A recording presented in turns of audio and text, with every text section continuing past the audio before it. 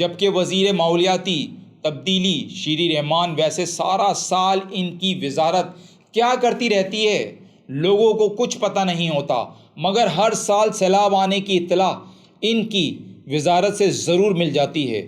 جی ہاں، انہوں نے بھی قوم کو خبردار کر دیا ہے کہ اگلے 24 سے 48 گھنٹوں کے دوران ملک میں گرج چمک کے ساتھ تیز بارشوں کا امکان ہے، لہٰذا عوام چوکس اور تیار رہیں ڈوبنے کے لیے۔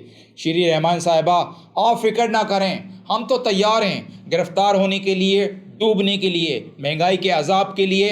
جی ہاں، آپ کے ان قیمتی مشوروں کی ہمیں بالکل ضرورت نہیں، بس آپ چل کریں، ہم عوام خود ہی اپنا بندوبست کر لیں گے۔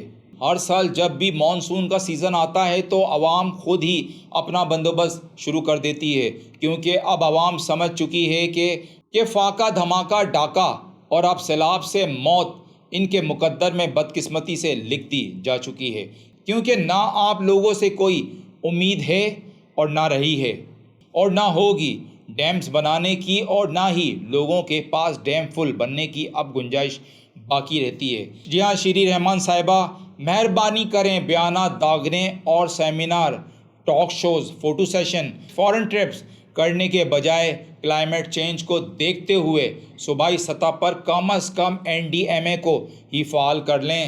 اگر کچھ اور نہیں کیا جا سکتا تو مہنگائی اور لاقانونیت سے تو آپ نے لوگوں کو مار ہی دیا ہے، کم سے کم سیلاب سے ہی بچا لیں۔ پر میں یہاں آپ سے کہنا چاہوں گا، عوام سے یہ نہیں بچائیں گے۔